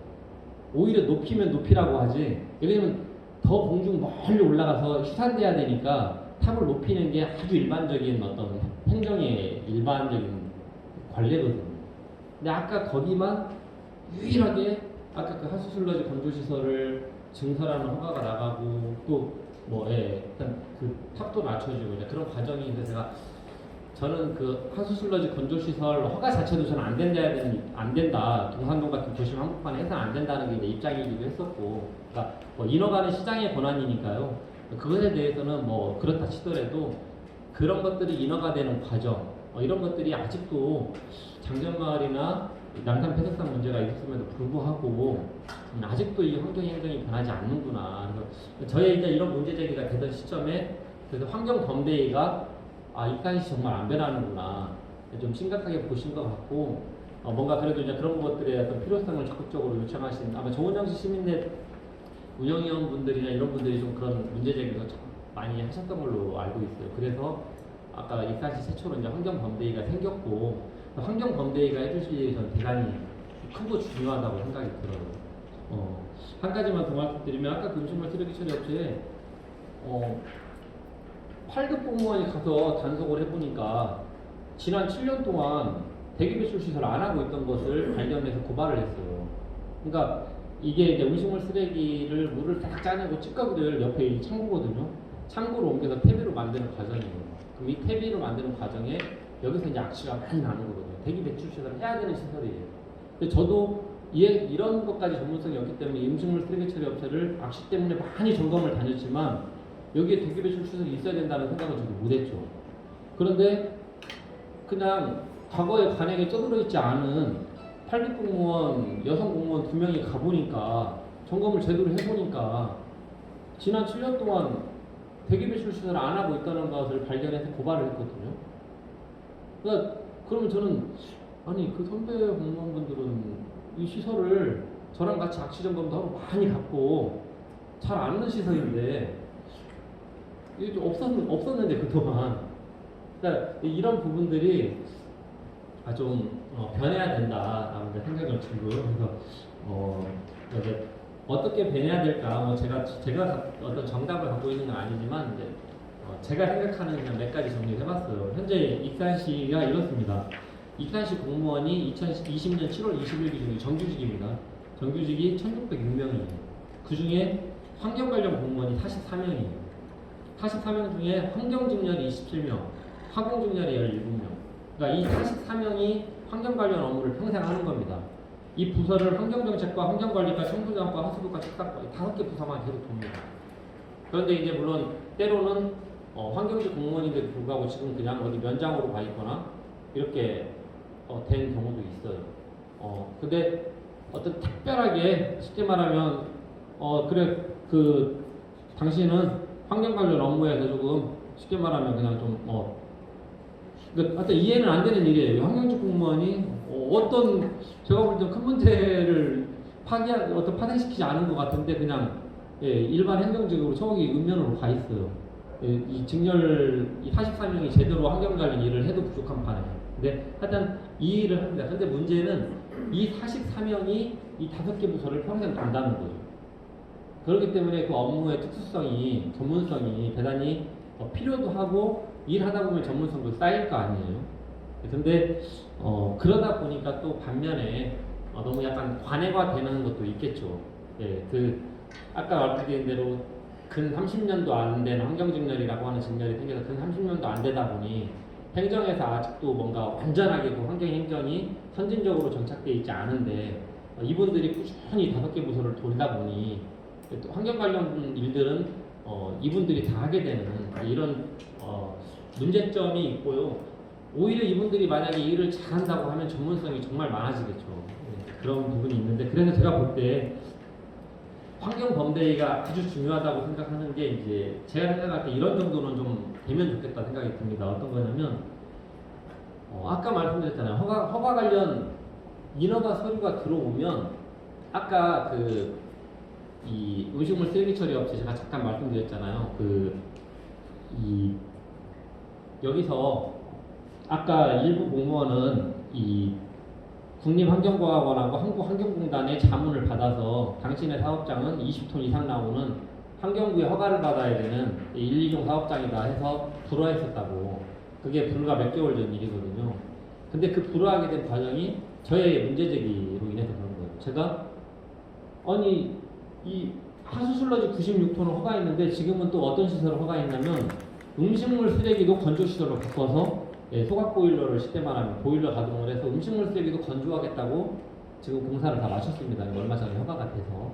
근데 제가 아니 퇴비를 만드는 공장이었고 하수슬러지 96톤만 해서 18.54톤이 나온다고 계산된 사업장인데 음식물 쓰레기 100톤을 건조시설로 바꾸면 이건 그냥 기본 상식으로 봐도 이건 20톤 넘는 그럼 환경 허가 받아야 되는 그 대기 배출 시설은 훨씬 더 많이 엄격하게 해야 되는 시설이 되는 거예요.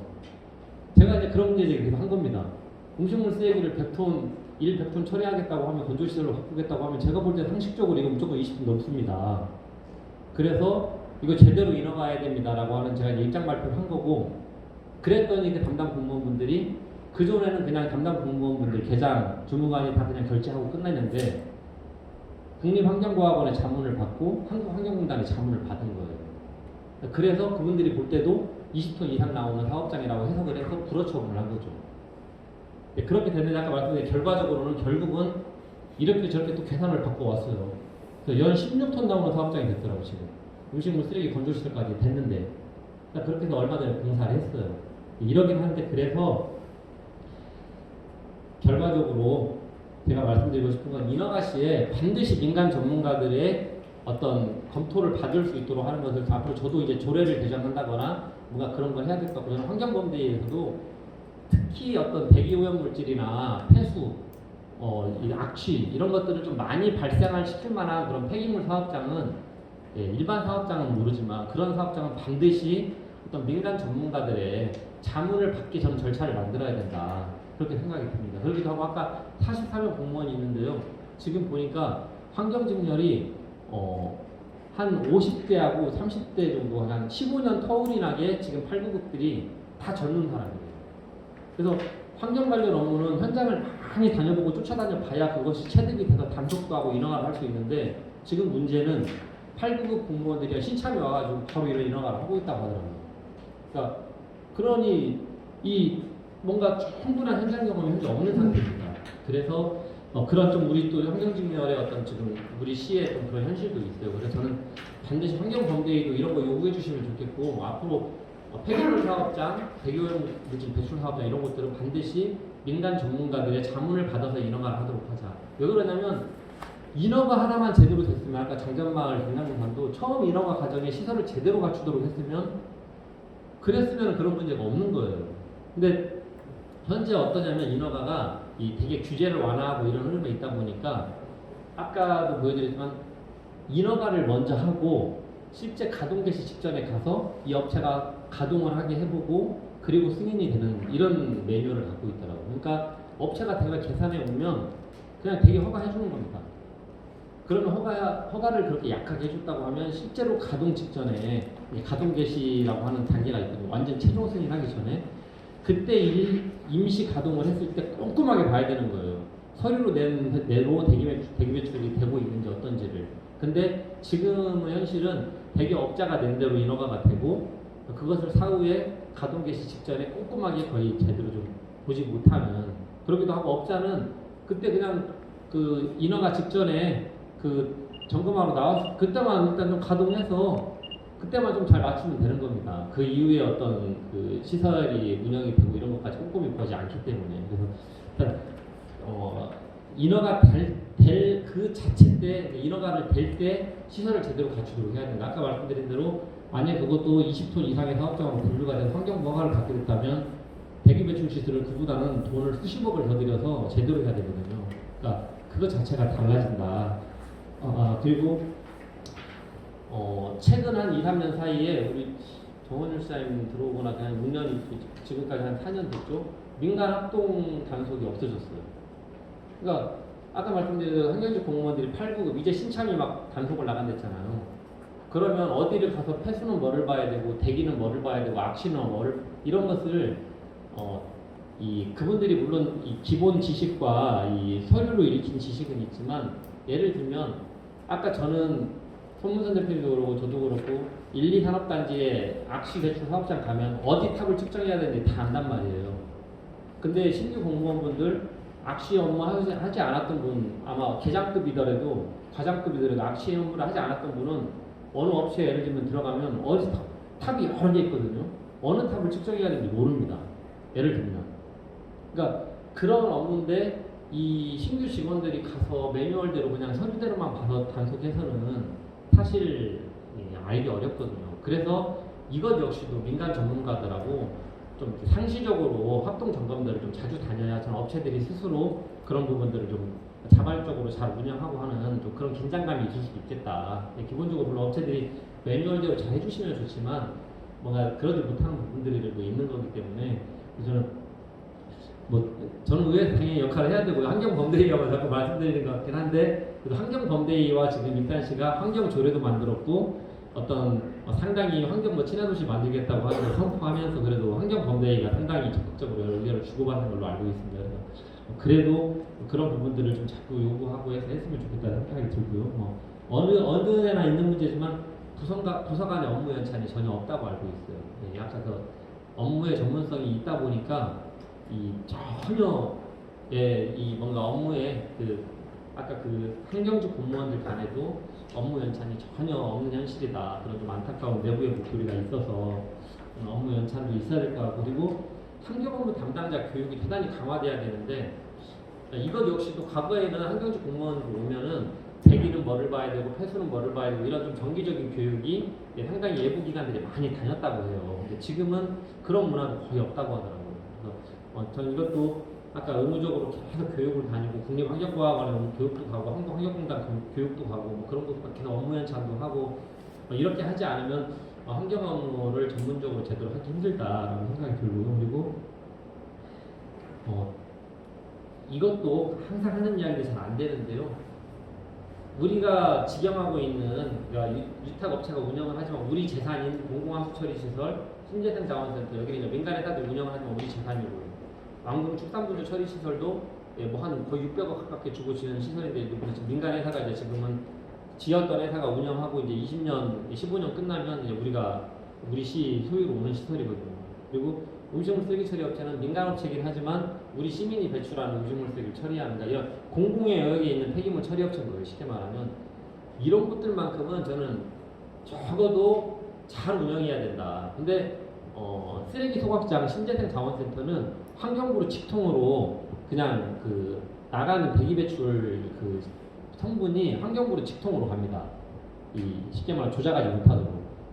그만큼 대기 오염 물질을 많이 배출하니까. 근데 그 이외의 사업장들은 다 우리의 영역이에요. 그러다 보니까 좀 방어적이에요, 되게. 그러니까 우리가 운영하는 업체가 악취를 오히려 배출하지 않아야 되고 시설도 더 잘 증설해서 운영해야 되는데 오히려 우리가 운영하는 시설들부터가 그런 것들이 제대로 돼 있지 않아요. 그래서 저는 환경 기출 시설을 스스로 관리 감독을 해야 돼요. 쉽게 말하면 하수도과는 우리 공공하수 처리 시설을 관리하는데 환경관리과에 공무원은 거기 점검가잖아요. 그러니까 서로 불편할 거 아니에요. 그러니까 점검 안 하죠. 네, 그러니까 이렇게 돼 있다는 겁니다. 이 시설들이 그런 문제점들이 있고요. 그 이야기를 하다 보니까 아까 하나 빼먹었는데 아까 원래 우리 시는 녹색 환경과만 있었어요. 이 보시면 환경정책과와 환경관리과로 분리가 됐습니다. 그러니까 이것은 어찌 보면은 환경범대위가 만들어져서 환경직 공무원들에게 되게 큰 상의가 간 거예요. 어떤 내부에서 이런 비판도 있어요. 작년말에 양산 폐석상 문제도 다 해결되지 않았고 어찌 보면 어떤 지금 상당히 이 비판과 벌을 받아야 될 약간 그런 부분에 오히려 상을 줬다. 그러니까 환경업무 잘하라고 우리가 막 주장하다 보니까 오히려 시에서는 환경업무를 잘하겠습니다 하고 과를 하나 더 늘린 거예요. 그러니까 과장으로 승진할 수 있는 부서가 하나 더 늘어난 거고 그런데 지금 현실은 제가 보니까 그러면 과가 2개로 늘어났으면 일이 그만큼 많아지고 전문적이 돼야 되는데 일은 거의 그 상태인데 과만 2개로 늘어난 이렇다라고 하는 내부의 비판들이 있습니다. 꼭 제 이야기가 아니라 환경직 공무원들이 나름 내부에서 하는 이야기입니다. 그래서 과가 늘어난 만큼 어떻게 더 전문적으로 어떻게 더 많은 일을 제대로 할 건지도 우리가 계속 요구하고 해야 된다라고 생각이 들고요. 그리고 이건 중요한데 이거에 대해서도 우리 이탄 씨가 전혀 고민이 없는 것 같아서 이제 바이든 대통령이 이제 될 거고 그래서 전 세계적으로 이제 탄소 배출 감축 그래서 뭐 그린 뉴딜 정책 이런 것들로 이제 거의 시대적 흐름이 가잖아요. 그래서 국가에서도 지금 뭐 거의 막 한 수백 조를 지금 앞으로 이런 정책으로 지자체에서 이런 정책을 발굴해서 적극적으로 내면은 그런 것을 적극적으로 지원할 그런 흐름으로 지금 완전히 가고 있는 것 같아요. 국가적으로나 전 세계적으로. 그런데 우리 시도 이런 것들을 적극적으로 발굴하는 것도 이제 하나의 큰 과제일 것 같은데 아직 그런 데 대한 고민이 대단히 미진하고요. 그래서 그리고 이제 역으로는 그러면 결국은 탄소 배출을 감축하려면 화석 연료를 사용하는 업체라든가 대기 배출 시설들을 관리 감독을 강화하고 뭔가 그런 데들을 더 검사하는 시료 검사비라든가 이런 것도 예산도 늘리고 막 해야 되는데 지금 보니까 그냥 시대는 이렇게 가고 있는데 이전에 대기 배출 시설, 뭐 압취 시설 점검하는 그 예산 이런 게 전혀 변화가 없는 겁니다. 그냥 거의 그 틀인 거예요. 그래서 이런 것들도 앞으로 좀 변화가 있어야 될 것 같다 이렇게 좀 생각이 듭니다. 네, 뭐 이 정도 제가 준비했던 이야기 드렸고요. 아까 말씀드린 대로 뭐 장전마을의 그간의 과정을 잠깐 말씀드렸고 그리고 이제 제가 생각하는 좀 그간의 이렇게 쭉 보면서 좀 파악했던 문제점을 좀 이렇게 바뀌었으면 좋겠다는 이야기 들었는데 이 환경범대위에도 참여하시는 시민단체 대표님도 계시고 이렇게 관심 있는 분들이 계시니까 앞으로 이제 저는 당연히 의회에서 이런 역할을 해야 될 것 같고요. 좀 환경범대위의 그런 요구나 이런 것들을 좀 많이 해주셔서 좀 환경 친화 도시를 시가 선포했지만 이게 뭐 구호만으로 환경 친화 도시가 되는 게 아니잖아요. 근데 지금은 제가 보기에는 장전마을, 양산폐석산 이런 큰 일이 있었음에도 불구하고 여전히 장전마을에 어떤 적극적 보상을 하는 게 아니라 뭐 서울에 로펌 사가지고 소송을 하고 있잖아요. 그러니까 이런 현실이 아직은 좀 시가 진정성 있게 환경행정이 혁신하고 바뀌고 있는 것 같지는 않다 하는 생각이 듭니다. 같이 함께 좀 그게 좀 바꿔질 수 있도록 같이 함께 좀 관심 가져주시고 노력하시면 좋을 것 같습니다. 네, 마치겠습니다.